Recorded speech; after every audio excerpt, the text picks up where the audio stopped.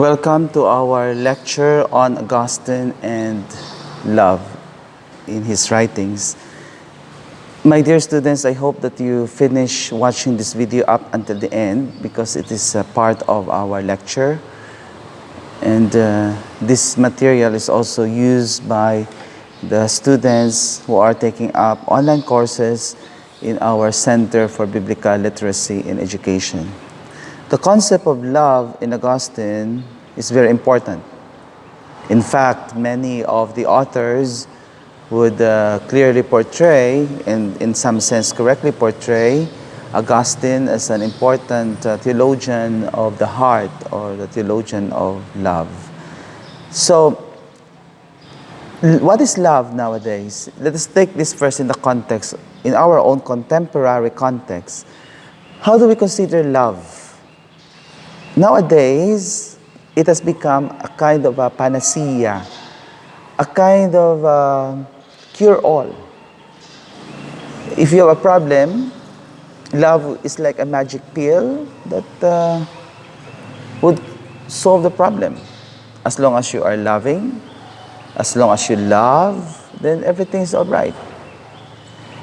Our movies, the songs that we can hear from the radio or from our gadgets, the literature, the TV series, for example, most often would show to us the subject of love, and if not the main topic or subject of that particular work of art, then love will always be there as a kind of a corollary to the point.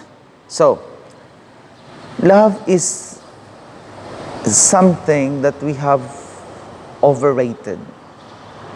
That's why, for example, even the word love itself has become overused.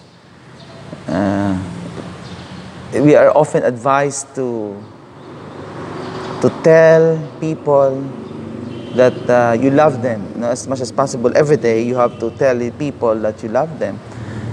It has become a routine. Have you noticed that? Because we have been telling our children or our parents or our lovers, as advised by modern media, that we have to tell it and express it almost every day. So we text them, I love you. We tell them, I love you before they go out, etc. and so forth. Okay, whatever the value of that practice is, it has become routine, that it loses its appeal. Of course, we have to say, I love you to our beloved parents or children or our lovers or partners in life, our husbands and wives.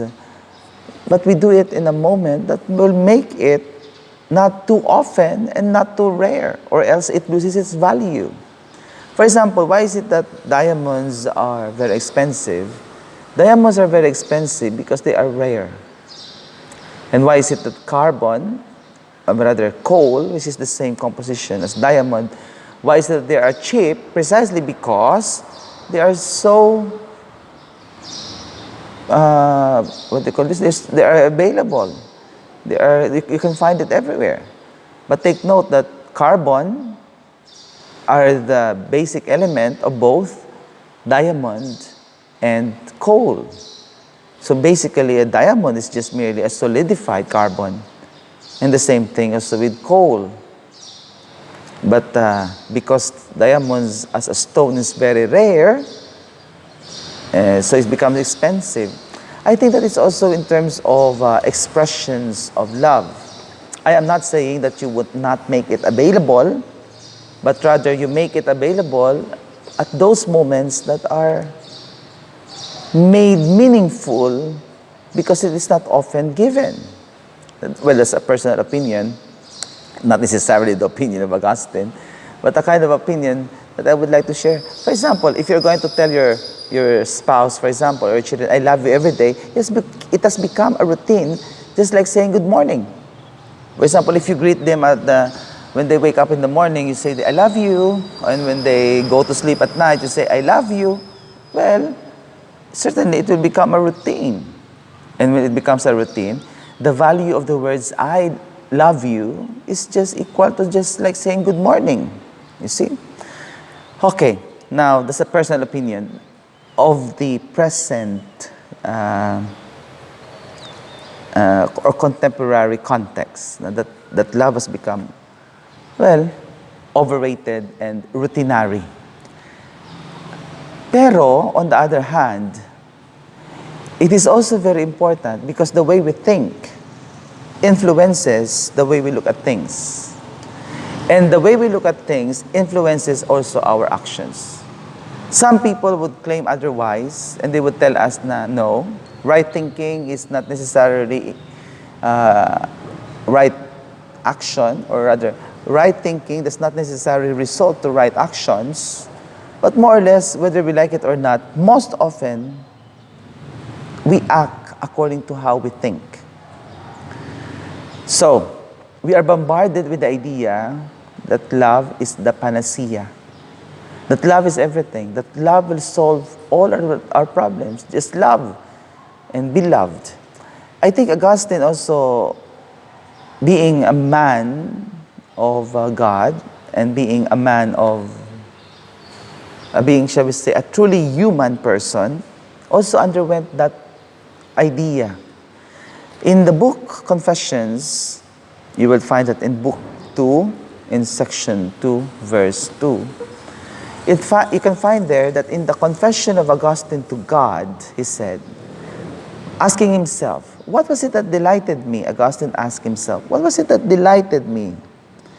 The answer of Augustine was, only loving and being loved. So you can see here that Augustine is enamored with love. He wants to love and be loved in return, which is very normal. It's a very normal human tendency that we want to love other people and we want other people to love us in return. It's a quid pro quo in some sense. Is it bad? Not necessarily. But it is the normal, shall we say, pattern. No? Because sometimes if you are loving without being loved in return, it can also be tiresome, and you eventually will look for other people whom to love and who will love you in return. Nakakapoy, as they say, it's tiresome to love those who doesn't return our loving. So, what was it that delighted me? Augustine asked himself, and he answered, only loving and being loved in return. But Augustine, in retrospection and looking back, retrospection, he was able to realize what was faulty or wrong with the love that he experienced in the past before he wrote the Confessions. And what was that? He said, there was no proper restraint. In other words, it was an unbridled love. No restraint at all. Pagusto lang. Di ba, love is everything. Love is the answer to all the questions in this world. And so, we would use it to its fullness, to its complete abandon. So, there was no restraint. But according to Augustine, there was no restraint there. Why is it restraint important?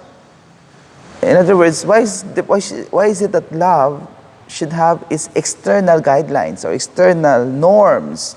Precisely because we know that emotions are not the sure and certain guide for our judgment. We know that.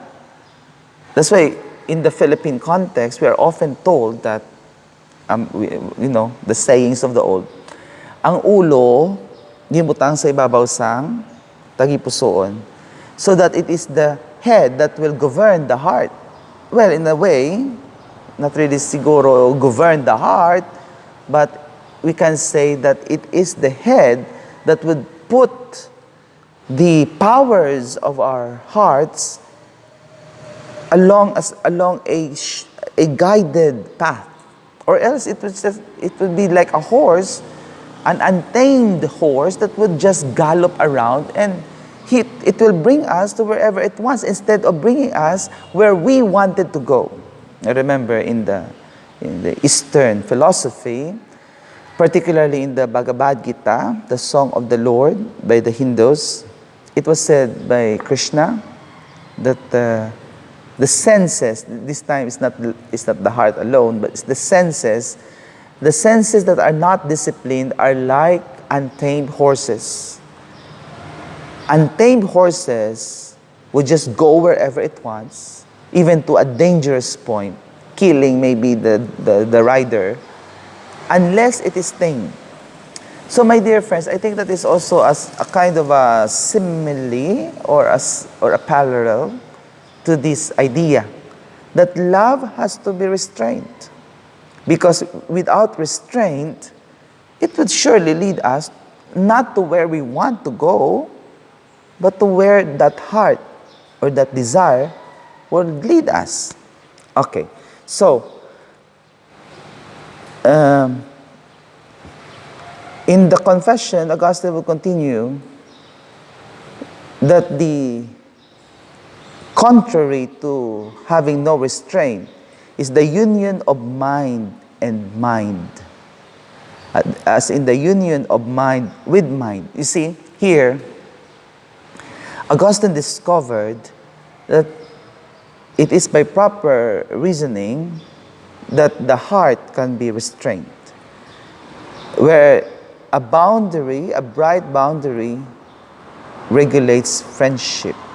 But Augustine continues, from the mud of my fleshly desires and my erupting puberty, belch out murky clouds that obscure and darken my heart until I could not distinguish the calm light of love from the fog of lust. This is a very beautiful idea of Augustine, which is very applicable nowadays to us in our contemporary times. It's because most often we confuse lust with love. We are confusing our sexual desires and drives as love.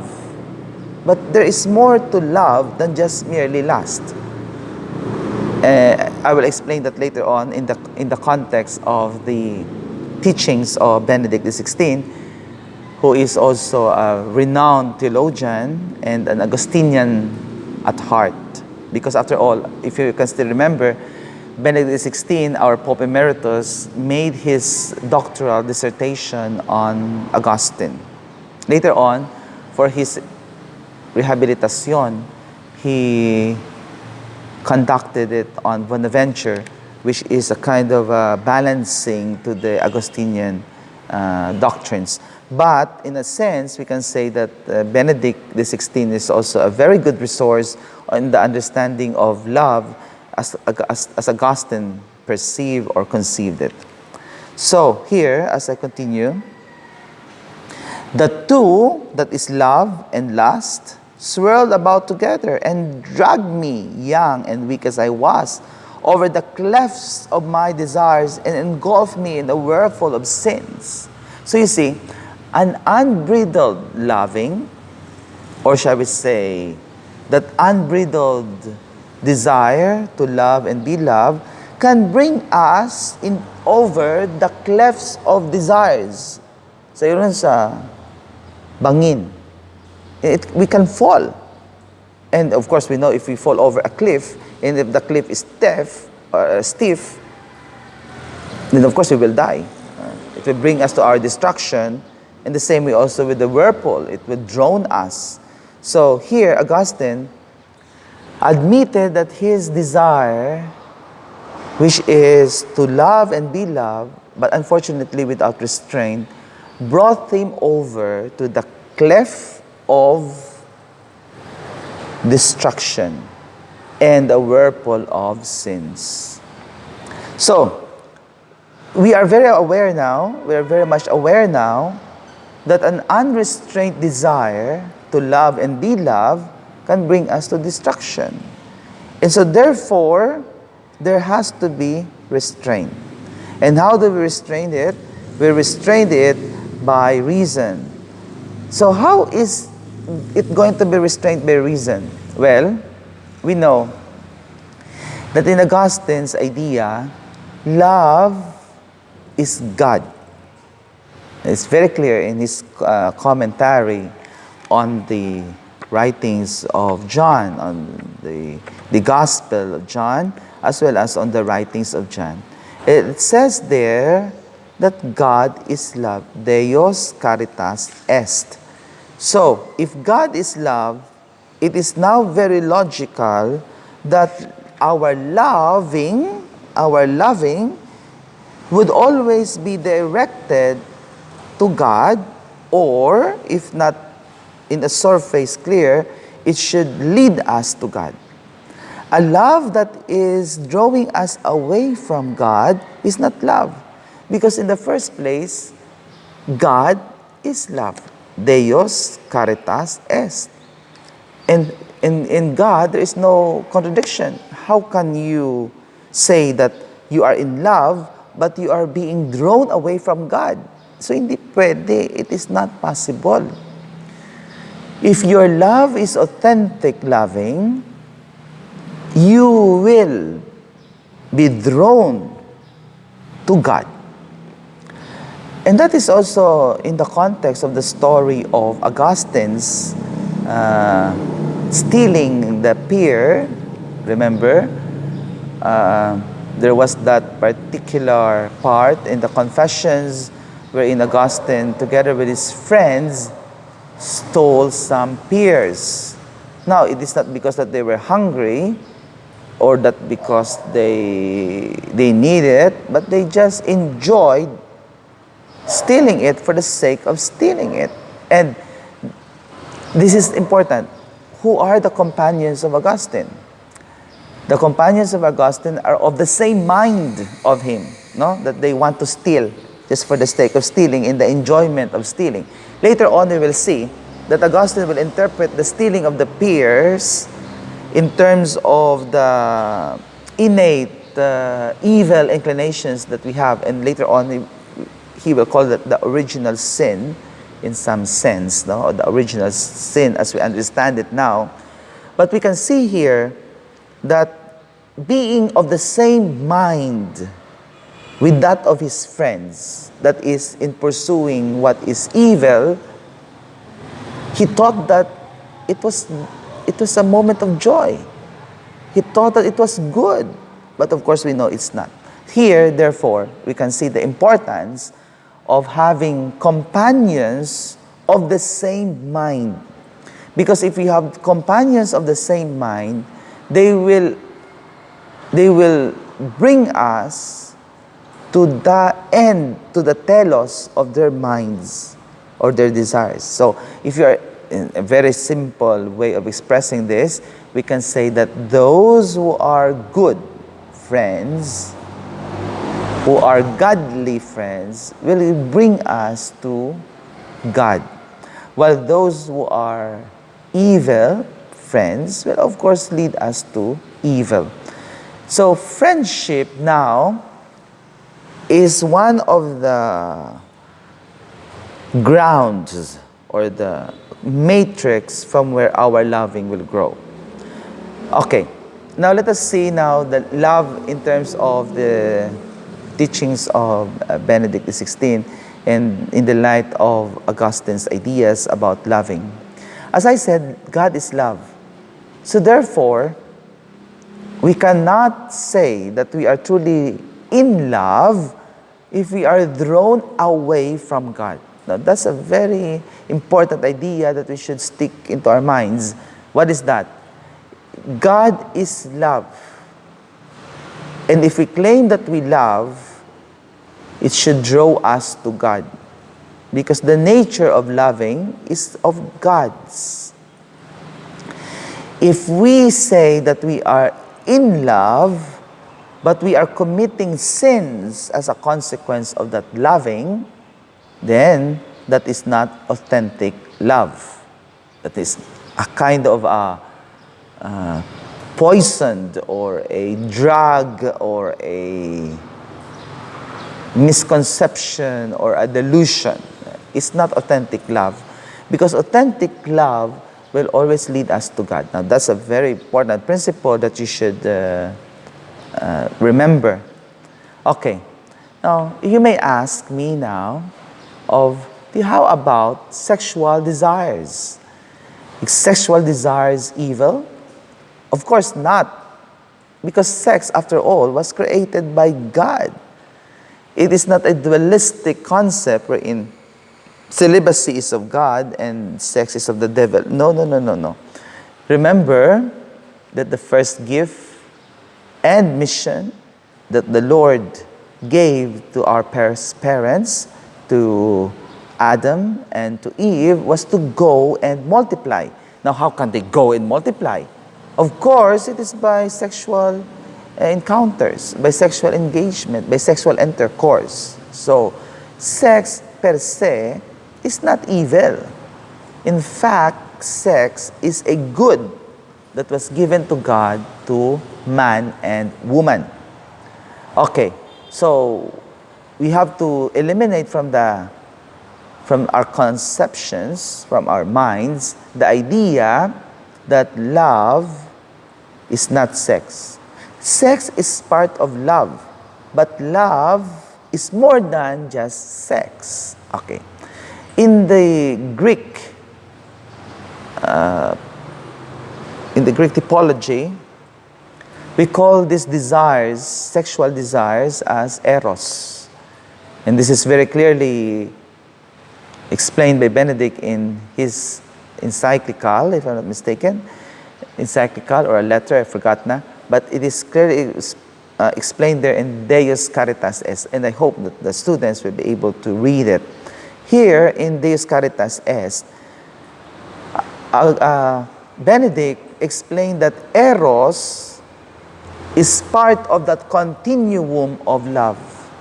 E kung kaisa, sometimes, we try to separate eros from the rest of our loving.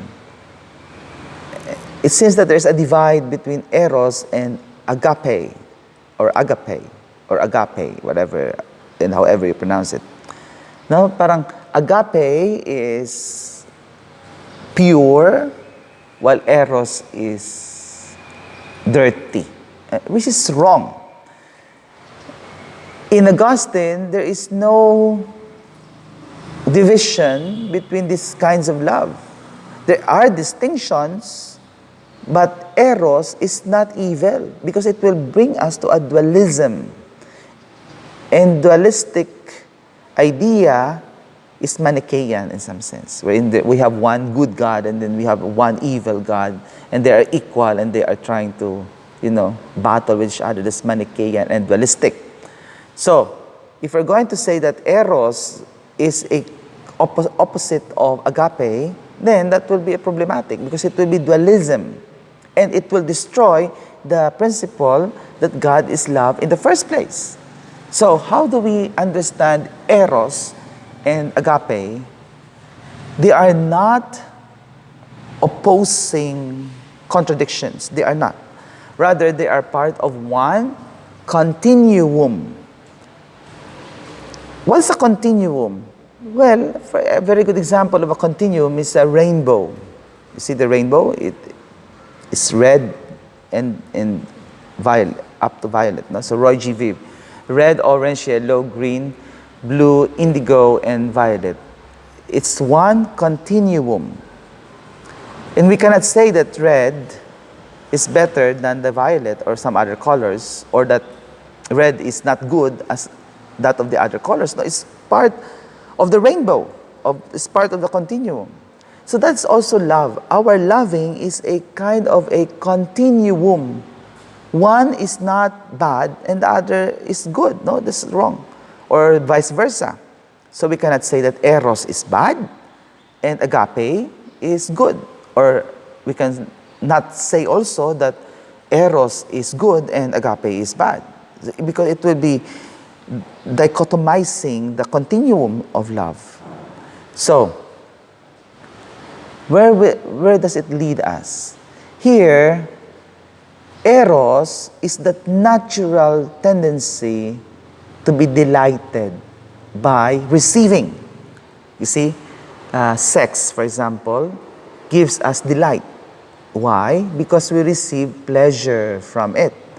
Or either through the bodily senses, or through a sense of fulfillment. So eros is a love that is seeking to be delighted. You see?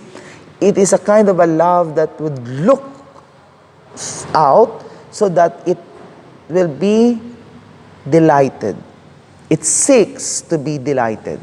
So that's why you go to movies to see our favorite handsome actors and beautiful women, or hunks and goddesses in on the silver screen. Or sometimes we go to you call that fan meet. For example, in the malls, when the artistas from Manila or from abroad will arrive, and then we will go there and swarm like locusts and adulate our idols. Now, why? Because we find pleasure from that. There's satisfaction. There's delight in that particular seeing and hearing and even touching. Well, that's not bad. Pero, as always, there's always a pero here. That love seeks to be delighted. It seeks to be pleasured. On the other hand, agape, or agape in some pronunciation, but some would pronounce it agape, is a love that seeks to give pleasure to the other. You see? Eros seeks pleasures for itself, while agape seeks to give pleasure to the other. So you can see here already, it's a balance. It's a beautiful balance of desires to give agape and to receive eros, or vice versa. Eros is that love that seeks to be pleasured, to receive pleasure, and agape is that love that seeks to give pleasure. Agape is something that is concerned by making the beloved happy, while eros is that kind of love that seeks the pleasure of the lover. So if you notice, eros now and agape are actually that idea of Augustine. Eros is that the one that from where he gets his delight of being loved, and agape is that delight that he receives from loving.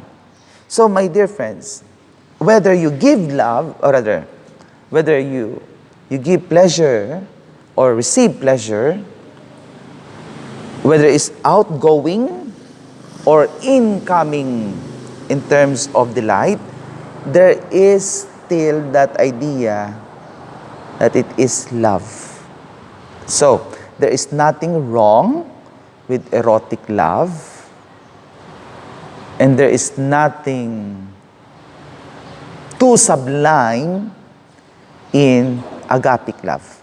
In fact, in the Deus Caritas Est, you will find it there later on that Benedict would admit that if it is only agapic love all the time, that is an outpouring love, an outgoing love, a love that seeks to give delight to the others, you will come to a certain point that you will be fatigued, that you will stop giving love because it's so tiring.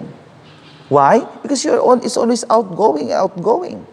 It should also be, there's also an aspect of it that comes back.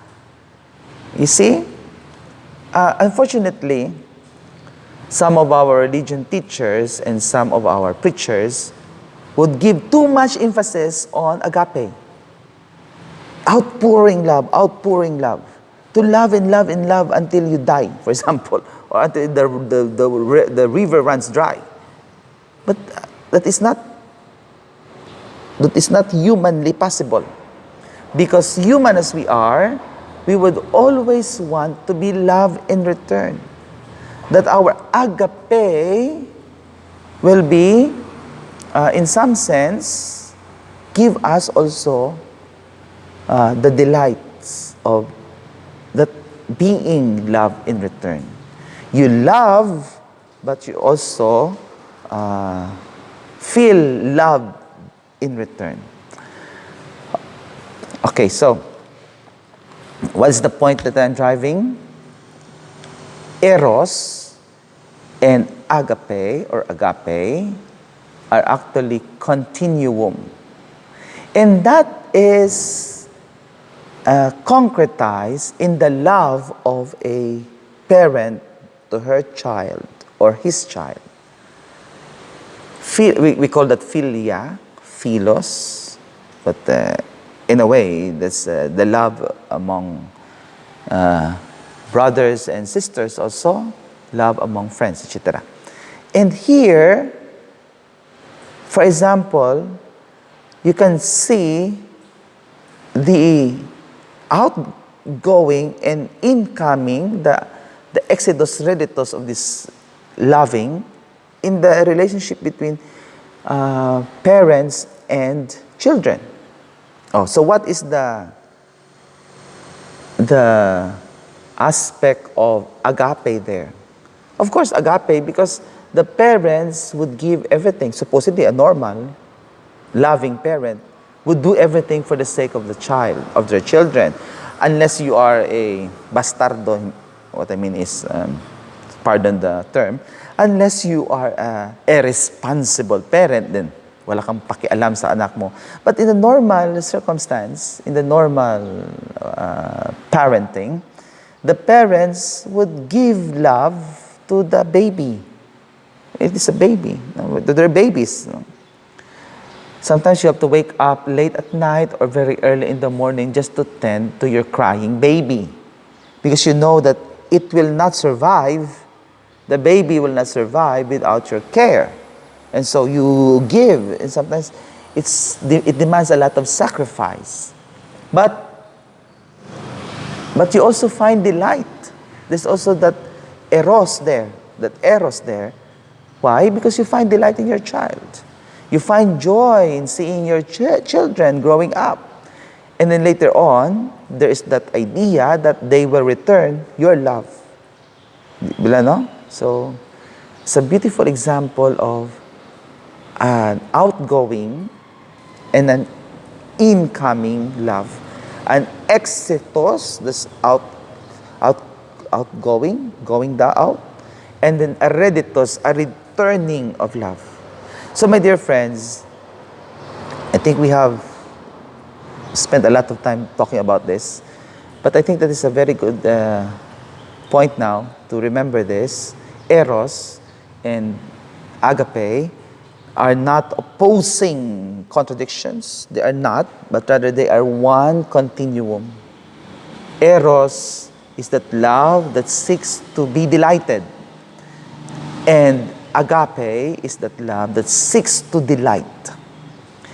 Eros is that love that wants to be loved, while agape is that desire to love others. So, thank you for your patience, and I hope you have learned something out of our lessons today, the lessons that I gave you today in this particular video. We overshoot a little. I said it's only for 30 minutes, but we are now at about more than 35 minutes. But hopefully my discussion was enlightening and made some points clearer. There is going to be a part 2 of this on Augustine and Love, which is a very important concept before we go into our academic lessons. So thank you. You may want to share this video with others, but this is unlisted, and this is only available for those who have the link. So anyway, let us all remember that we will find delight in loving others and being loved in return. But it should be restraint, and it should always lead us to God. Thank you.